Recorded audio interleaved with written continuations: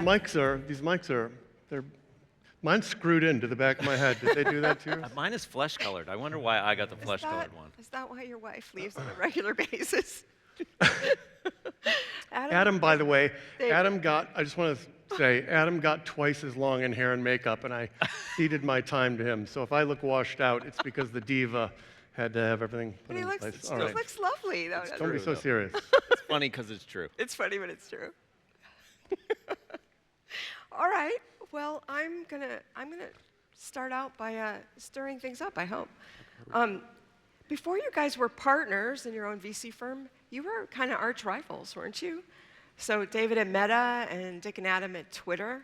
So tell us a story from those days on how you used to compete. Oh, geez.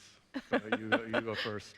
Make it juicy. I'll give you one quick story about competing with David. So David was the chief revenue officer at Facebook, and I had just joined Twitter in 2010, overseeing revenue. And in the first month, I flew out to the UK to speak at a big ad conference. And back then, I had a shtick of walking around with a megaphone and yelling at the crowd through the megaphone and kind of saying this is how traditional ads, banner ads, were done, and that social media ads were very different because it was so integrated.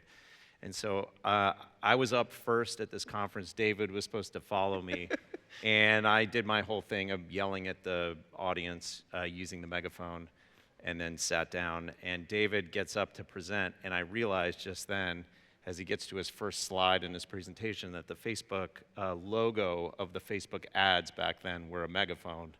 And so I was kind of inadvertently ripping on him. I but never I didn't got mean over to. it. It's still hurt to these days. So, yeah, it was a funny thing because I don't know what today's version is, but all these companies would make their pilgrimages out here to the Valley, and they'd come to see us, and it was like some combination of Twitter, Facebook, and Google, and who would you mean first, and how did you stack up? But actually, the reality we had was we competed against each other, but more than anything else, we were competing against all the other forms of media. So we had this, what we thought was kind of a clever line that we would say, look, we're not, yeah, sure, we compete, but what we really compete against are TV and radio and print and all that stuff, and you should all be spending more on digital, and then we can fight it out, but first just take all your money and we should all come out ahead. So that was good externally, but the hard thing was I had a founder, CEO of the company who was competitive as hell. Literally, I heard a story about... You had a kind of a famous founder, didn't you? Yeah, I don't know what happened to that guy. So he... So we couldn't, we had to convince him that we had this good line, that he should actually say something nice about our competitors, and it turned out harder than trying to be nice to these guys. So Dick, while many people remember your career as CEO of Twitter, you've actually founded a few startups, so you've been in the grind. Yeah. These folks, and with mixed results, right? So you sold Wow. one. What? Getting right into Sold it. a company to Google for like $100 million. I was going to say, mixed results. You sold I one feel to like Google. I feel like the Larry King Seinfeld interview where you're like, so now your show's canceled? Canceled? You also shudder All right, to fit please, this out. go ahead. I'll let you finish the question. So I was going to say, what can you tell the people about surviving the grind? Oh, I mean, it's always horrible. First of all, It's always horrible. always- There you go. I had a person come up to me in a Blue Bottle Coffee like 2 years ago and say, "Are you Dick Costello?" And I just always answer that the same way and say, "I get that all the time because you never know when they're gonna shoot you." So I just would say that. And I said, he said, "No, really." And I said, "Yeah, sure." He said, "I'm going to the next Y Combinator class. What advice do you have for me?" And I said, "It's always hard. It's always hard. It's always hard. Even when every time one of our portfolio companies goes into M&A and they're super excited about, the M&A deal they have, I always tell them, it's going to this deal will be, you're going to call me 3 times and be like, it's over. Screw those, they're horrible, they screwed us, the terms changed at the 11th hour, and then you're going to call me the next morning and go, it's back on. It's, and even at the finish line, whatever the finish line might be, it's like the day after the IPO, it's just as hard as the day before the IPO. So you just have to accept that and, wade into it. So if it feels hard, you're doing it right? If it feels easy, if No, it feels easier, well, if you're it doing feels it wrong. easy, you're definitely doing something. You're definitely doing something wrong. We have a portfolio company CEO who will remain nameless, and we had our annual investor conference last Thursday, and we got Adam, God bless him, bought the whole team great seats to the opening night of the Warriors game, and one of our portfolio company CEOs was in the row in front of us. I was like, well, that's it for that one. I do want to remind everyone that about the last 10 minutes, there'll be time for questions. So think about your questions, and we'll be taking them then. So all three of you have roots in social media. How would you like to see Facebook or X disrupted? Disrupted. It'll be something orthogonal to the graph that they use now. I don't know what that graph, what it will be, but you're not going to disrupt Twitter on an interest graph. You're not going to disrupt Facebook on a social graph. The next thing in consumer or social that works will be that comes at it with a graph that's totally, something that one of these platforms can't go do themselves. One of the reasons Twitter was so resilient was because the graph was based on not your phone book or anything else, like LinkedIn's the same way. Twitter or LinkedIn could go down and by the way, in the early days, as you know, Twitter went down all the time. We had a brand page, the fail whale, for the Twitter being down in 07, 08, 09. And if it went down, nothing happened because there was nowhere else to go do Twitter. As you may remember, after Facebook bought WhatsApp and WhatsApp crashed for like 8 hours, everyone went over to Telegram because it's the same graph, you just reconstituted over here. So these things that are now so embedded in everybody's lives, you can't come at them through what they've taken years and years to build. You have to come at it from a totally orthogonal graph, and I don't have any idea what that'll be. Twitter's the cockroach in the nuclear explosion. It's not going to die, and in fact, it becomes all the new forms of media become payload inside of the Twitter network. So Sora launches, there's all kinds of explosion of creativity, but Twitter ultimately becomes the network that all this stuff rides on, and Facebook and Instagram and the like. I mean, I think the question in some ways, I almost think about the answer to the question differently, because the reality is they've already been disrupted many times. I'll just take a company I worked at. I mean, there was a time when the Facebook, the Blue app was like a central thing, and I'm going to hazard a guess that it's probably not in the top 5 for most people in this audience. But part of it is, you can, as you get bigger, you can worry about the big guys or you can worry about the people in this room. And I think it's much healthier to worry about the people in this room. Again, just like Dick said, not that it's easy, but if you look at it, I mean, then it was Instagram and messaging and all of these next set of things that come along. And so, that's both the opportunity, and I think, frankly, that's why, when I think the best successful companies worry much more about what's going on in all your offices, garages, Zooms, whatever it is, than, not to say being big and having lots of money is a nice place to be, but I feel like the disruption tends to come from below. David's making a good point. From a time spent, though, these platforms already have been disrupted by things like ChatGPT, et cetera. Right. A lot of consumers are now spending more time on different types of apps than spending all their time on social. It's always also something that it's always something that these micro dramas that you're such a fan of. These 90-second, I do pay a lot of money for 90-second soap operas that Adam's pouring money into. For research. Right? Even when people have come at it before, Quibi spent, $2 billion trying to go, hey, we've got an idea, these micro dramas, and of course they try to manufacture it instead of it being bottoms up, and then the bottoms up trend just is these things are worth billions and billions of dollars already. And no, you would have never predicted it. Especially after the end of Quibi, you would have been like, no, people don't like those. Yeah, I'm wondering how many people even know what Quibi is, which is probably a test of it. Right. Yeah. I now have to explain to my wife what a micro Yeah, is. yeah, when I'm you spending do. money on it. But And the ones you subscribe to. So after being rivals, what motivated you all to start a firm together? Go ahead, you want to go? Other than I'll making jump in. money. Yeah. yeah, look, I think our idea was to create a VC firm that was made up of all operators. So the rule about working at O1 is you had to work a real operating job before getting into venture. And we kind of realized that, especially around where we play, which is around the Series B, most of the VC firms that play there are made up of finance people or existing finance people. And there really wasn't a for-operator, by-operator firm that existed in slightly later stages. A bunch of operators, when they leave operating, they go into seed investing. But we kind of look at that and we're like, well, you're working with, a bunch of people that haven't hit the real scale problems yet.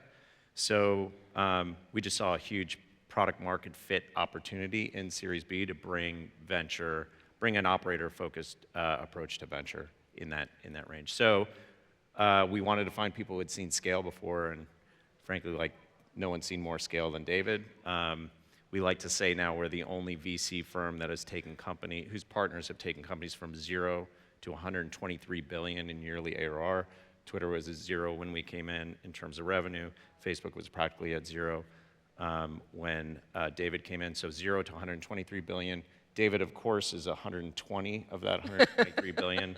We're only responsible for 3, but we try not to let him own that win too much. He looks pretty proud of himself over there. Yeah. But it's like, to Adam's point, you sit in board meetings, both as an operator before, and I remember my first board meeting as the CEO of Twitter. It was only a Series C or D company, and there were already like 13 people in the room. No one around the table is an operator. I think I remember started the board meeting by saying, I'd like to welcome the board members, board observers, and uninvited guests, because several of the board members would just randomly bring someone to the board meeting.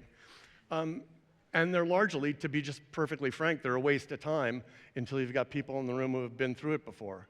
And you're getting product advice from people who have been worked at a finance company for 6 years and have never built a product before or worked on it. It's just a complete, and then you've got your team in the room next to you and they're taking notes because the board is saying, you know what you guys should do, and it's just, useless. So we wanted to have a firm that was people who had been at scale operators, public company, global, offices around the world, because you run into all these problems doing that you never run into before that, and most people only do that once. There are a handful of people, Elon and a couple others, who have done it a series of times, but most people go through that once, and then you make mistakes, 15 times before you figure it out. So being able to go in there and help the people with, hey, you're interviewing a CFO that needs to take you public. Here are the questions you should ask her. Here are the questions you should ask to make sure they're going to be a strategic partner to you once you're a public company.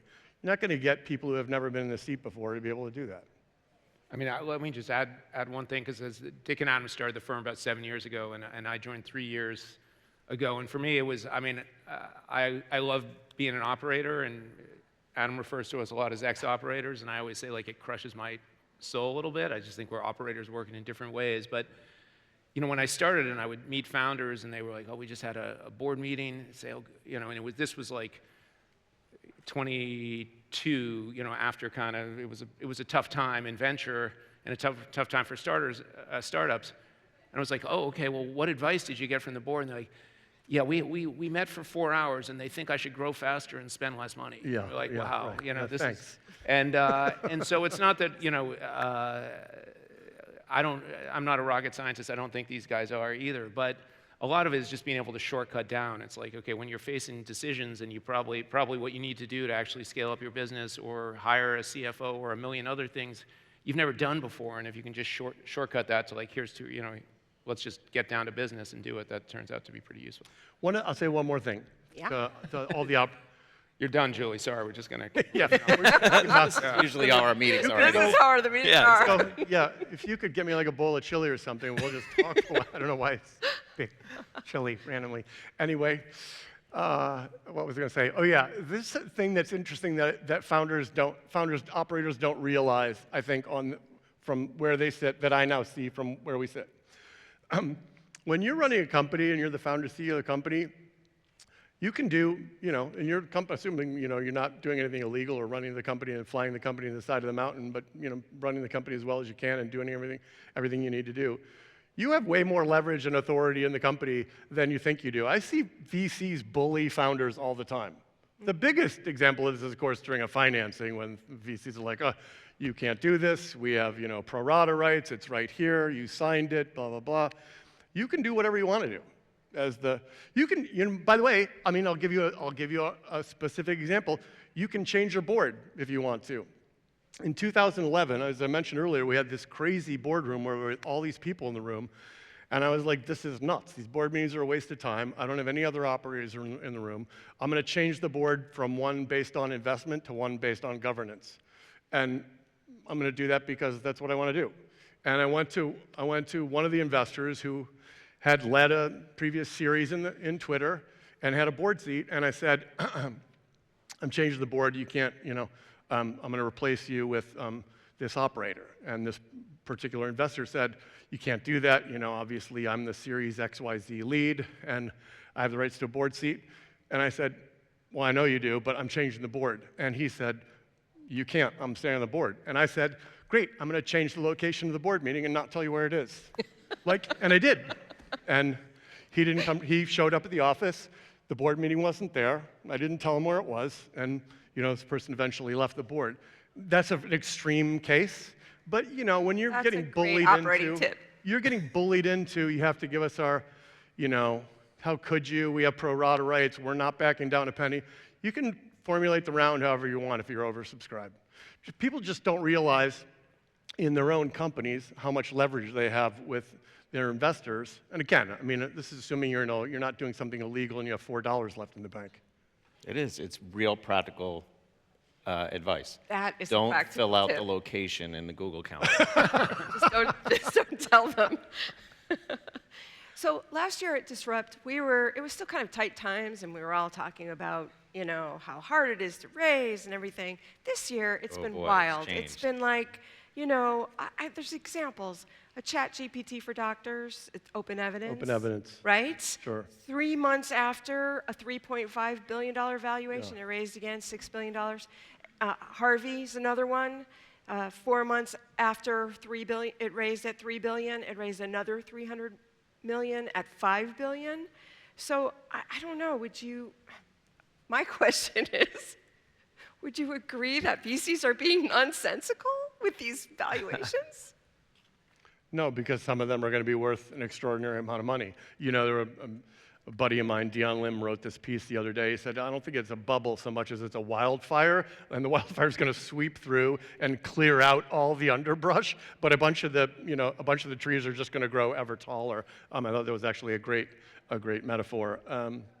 I think that's right. What you're seeing with companies like Harvey and Open Evidence and Abridge and maybe Cursor and some others is people are realizing, okay, this one's the winner. Let's pour into this one. And each of those companies has a bunch of competitors in their own. Every one of those companies has competitors in their own space that have also raised a ton of money, and a bunch of those are going to go to zero. I don't know which ones are going to go to zero, but a bunch of them will.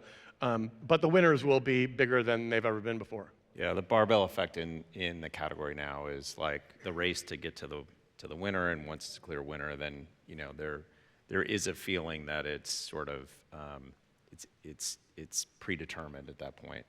The other thing that's different though is even just in a year, for what we're seeing in the companies that are coming through our doors, is ARR is like 3 times higher than it was just a year or 2 years ago. Revenue growth is 3 times higher or higher. So these companies are coming with significantly different slope of revenue production than we had seen in years prior, which obviously then is driving valuations. So can I just make 2 points off what Dick and Adam said, which is, some of these things are going to turn out to be great investments, and some of them are just going to be, overexcitement and throwing a lot of money. But I think the couple of things are, one, the pace of revenue growth is astronomical on some of these, and just different from what any of us have seen before. It's worth remembering that puts a huge amount of pressure on the companies at the same time. It's both exciting, but the stuff that, whatever, 3x, 2x's or whatever it is, when you're doing a 10x, 5x, that's fantastic, congratulations, but you have that much less time to actually get your shit together in all of these different ways. And again, a lot of people would probably take that as an outcome, but it is important as you're sort of working towards that to think about, okay, what do I have to get in place? Because when you get there, it becomes really challenging. That's one. The second thing, which I'll just say as kind of a public service announcement, since we're taking pot shots at our industry here, is when this is happening and people are backing up the trucks and saying, and you're saying, I want to do a $30 million round, and people are saying, no, you should do a $50 million round. No, how about an $80 million? Well, if I'd like to get in, how about a $100 million round? I understand money's great, and you're like, oh, all the things I can do.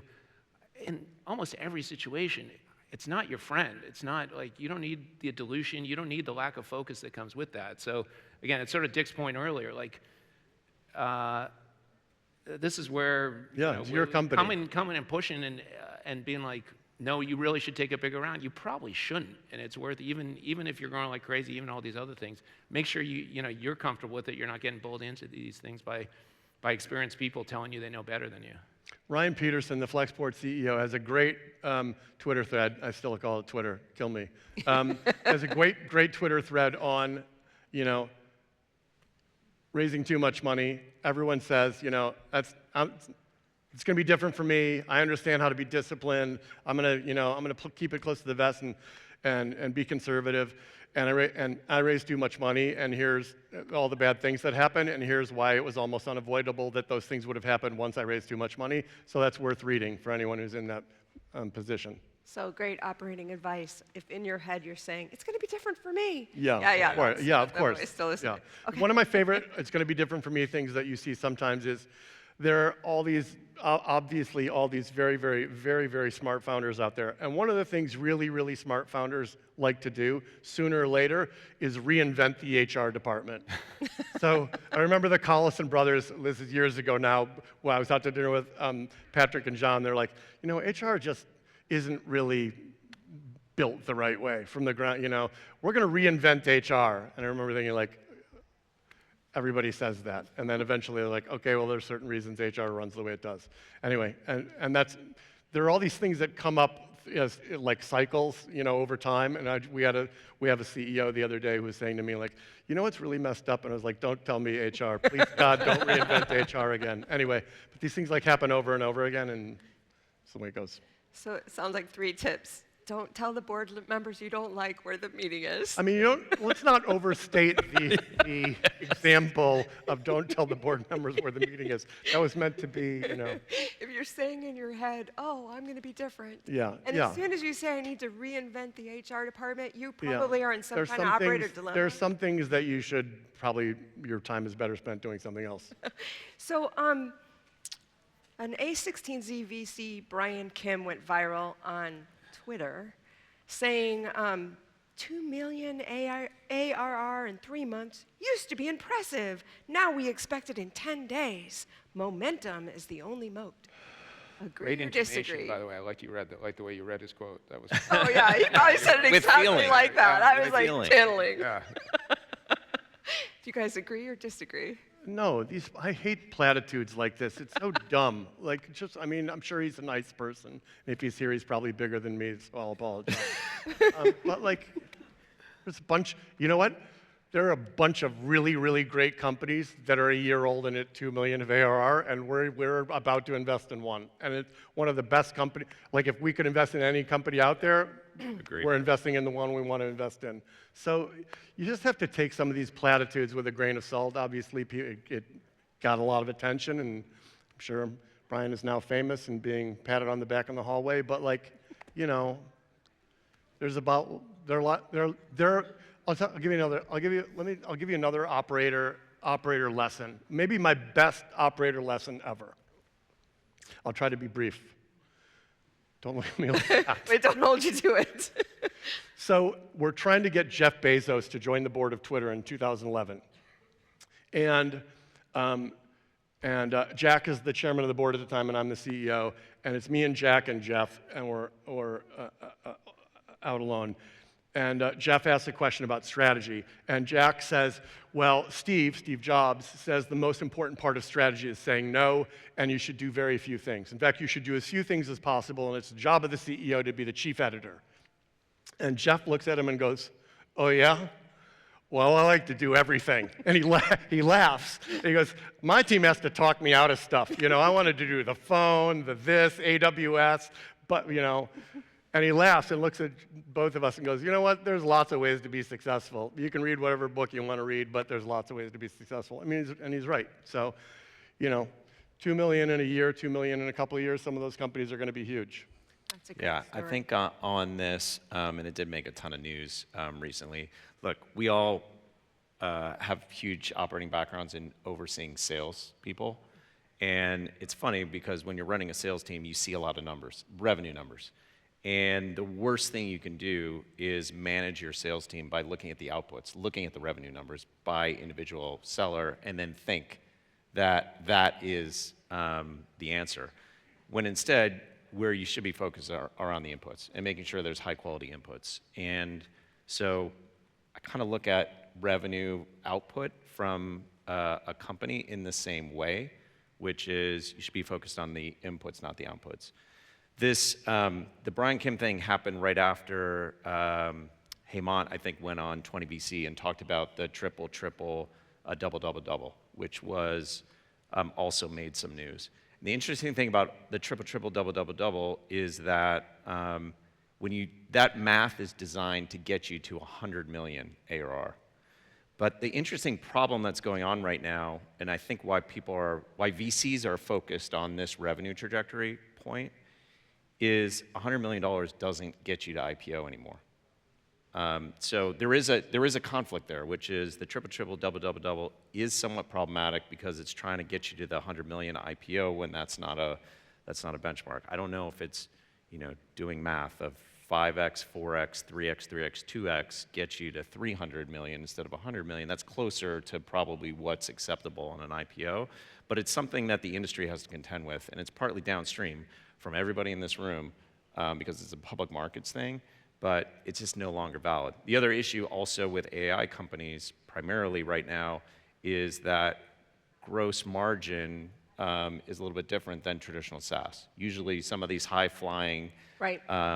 AI companies have a little bit lower gross margin. Some don't even have negative gross margin. Right. Yeah. So you also have, there's more of a need for acceleration on the revenue side because, with gross margin impact, you're not actually close to 100 million ARR, you may be even less.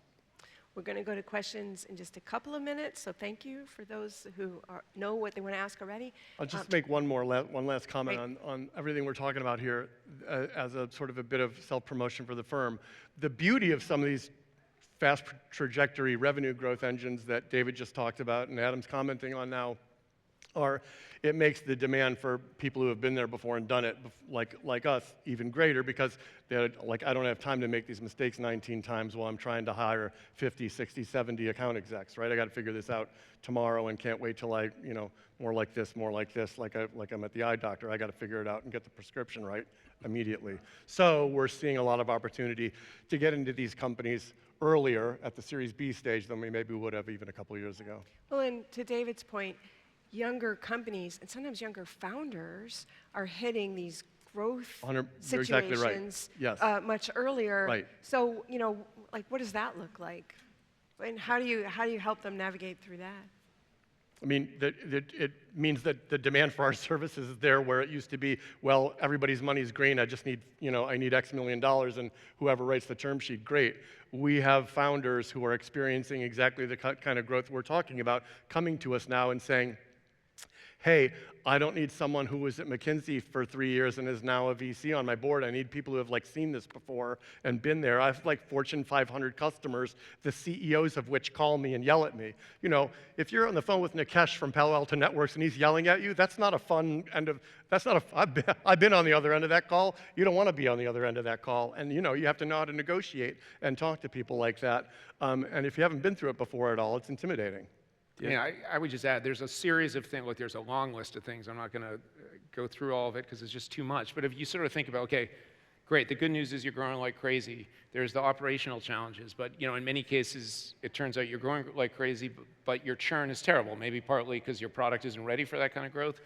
Probably because you're just doing founder-led sales and it's literally just you doing this. There's a whole series of things that the good that comes with it, and there's a bunch of the challenges that come with it. And so I think this is where, and this is where, as Dick said, we can bring a lot of experience, but also where you guys, when you come forward, I think there's sometimes, I would say the worst case scenario is founders who show up and they're kind of like, well, here's my ARR chart, is that enough? And you're like, no, well, actually, when you dig in, there's a lot of problems and a lot of holes. And so, the one thing I would say is it's always better. No one expects you to show up and not have problems, but it's much better to own those problems than for us to. It's better for you to tell us about them than for us to discover them when we dig in, right? There's one last dynamic here is also most of the AI companies are consumption-based revenue streams. And so it's not enough just to sell a customer. You actually have to get them to perform.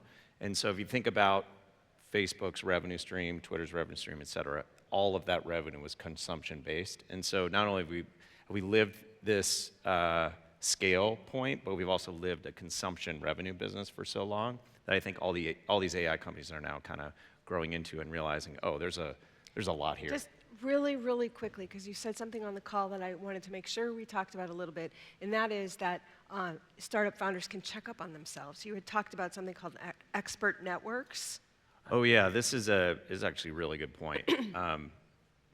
At least in late stage, I don't know how much early stage funds do this, but late stage, what we do is we try and talk to a ton of customers. And so there are these expert networks that are out there that help us connect with your customers. So we usually ask, a company for their on-list references, but then we get a bunch of off-list stuff through expert networks. The weird thing is, though, and so the expert networks basically connect you with a customer or a potential customer for either the company you're diligencing or the competitor.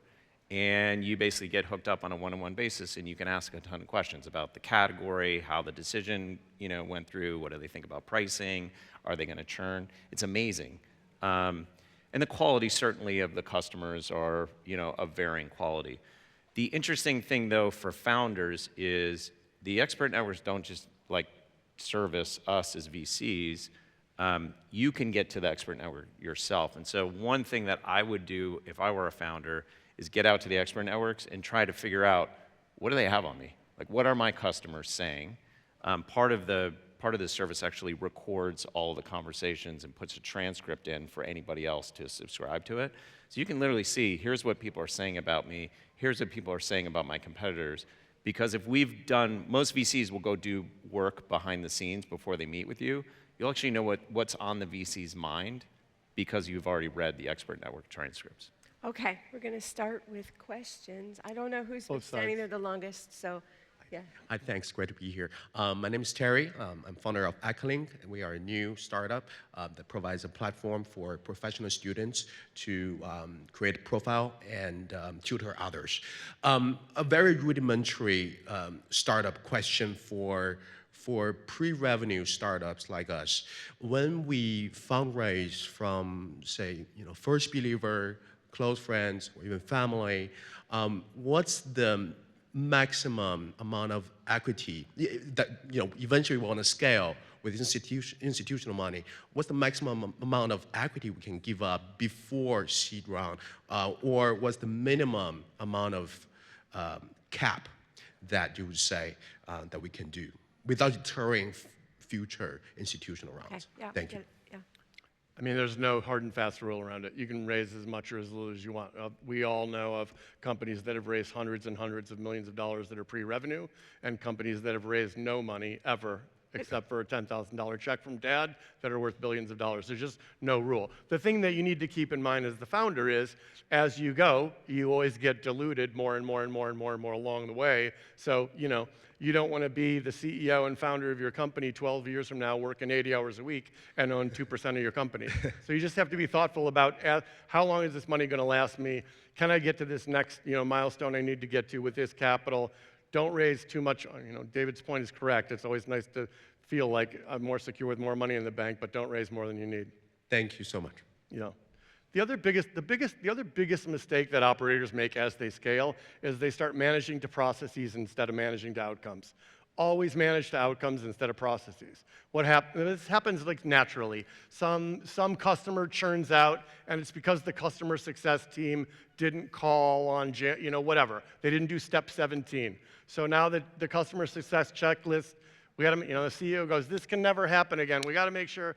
And then, next thing you know, the company's got all these processes, and you're the TSA, making sure there's no water bottle in the bag, not making sure there's not a bomb on the plane. Manage to outcomes, not to processes. If you find yourself instituting lots of processes, it probably means you just don't have enough ownership in the company and operating control where a directly responsible individual owns this, and it's your job to manage to this outcome however you want to, not according to the 17-page checklist. Oh, interesting. Awesome. Thanks for this, guys. David, me and my co-founder worked for you at Meta. We ran the first billion-dollar advertiser at the company. So thank you for your time there. Thank you for time now. My question is largely, I think, specific to you guys. We are now building a performance marketing co-pilot, so just helping growth stage companies do performance marketing better. As we speak to VCs, as we speak to founders, it almost seems quite clear that they think ads are evil. If you walk in and say, hey, I'm growing through ads, they're almost going to be like, what's wrong with you? Like, get out of the window. What do you think they got wrong? Because I know ads work. I know performance marketing works. $123 billion later, I'm sure you think it works. What do you think they've gotten wrong? What do you tell your founders when they say, hey, we want to grow with ads? Yeah. First of all, I mean, I'm so psyched to see you here and starting a company. So that's. So am I. I need some dirt on David. Yeah. There's none. He was the best person who existed. All right, at yes, Meta. all right. Keep going. Let's Keep cut going. off the mic. I've seen my time. So, look, I think the things, you're absolutely right. I mean, I think we've invested in exactly one ad-related company in the history of the firm. We're thrilled with that one, but the point is the bar is high. And I think there's a few reasons. I'll sort of give you the reasons why I think you get that response, and then I'll give you why, how I would be thinking about without knowing precisely what you're doing. One, there is not a great track record if you look at a lot of ad startups, a lot of ad tech companies. I mean, you and I lived through some of this and seen companies that did okay, but I think not that many of them had amazing outcomes. And partly that's because of the companies that we built before and that you helped build before. And these guys suck so much oxygen out of it, and when there's something good that comes along, they're like, cool, let's go build that too, right? So it's a hard space to succeed in. That said, there's $1 trillion spent a year, right, in marketing. It is a massive space. It is one of the biggest spaces in the economy. And so I think, your job, so your job is, one, to remind investors of the size of the opportunity, and two, to differentiate yourself and separate yourself from why do you not look like all the other players. And the only thing I would say, not to make matters harder for you, but there are still a lot of companies in the general space that you just described. So I think that that's the other perception is, well, there's a lot of folks chasing this opportunity, so what's going to make you stand out? I think those are the things you're up against. But I always like to know what I'm up against, because then you can go in and you can just hit those things head on.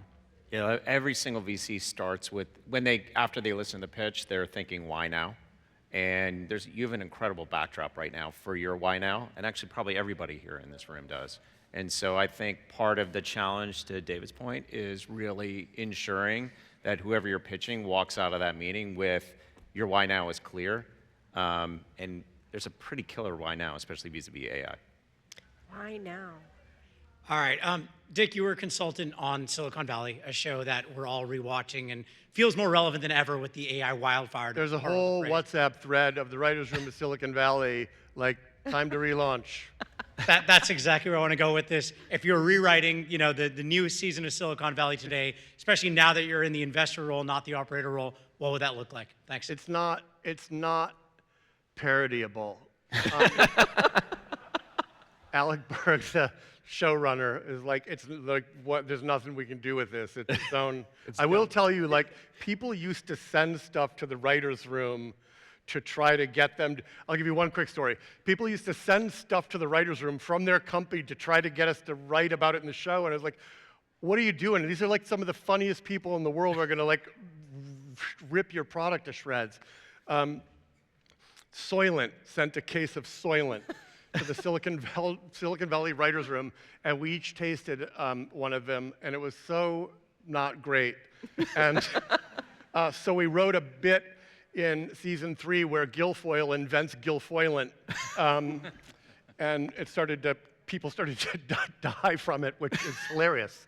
And anyway, the episode was too long, and we had to cut the Guilfoylent bit, but there you go. Anyway, It turns out the writers believe it's not parrot. We've reached unparodiable. It would be a documentary. Yes. The other thing about Silicon Valley is people would stop you all the time and be like, "Oh, I know who that character was based on." Yeah. They would always say, "I know who so-and-so is." And they always, and even if it was someone who was like a horrible person, they would be like, "That's supposed to be me." Thank you. Like, you realize it's being parodied. He's like a bad person. Well, Anyway. unfortunately, we are out of time for more questions. I want to thank you for coming to Disrupt. Thanks for having us. Awesome. Thanks Great for to be having here. us. Thank Full you. of laughs Thanks, and everybody. advice. Can't Thanks, ask guys. for more than that.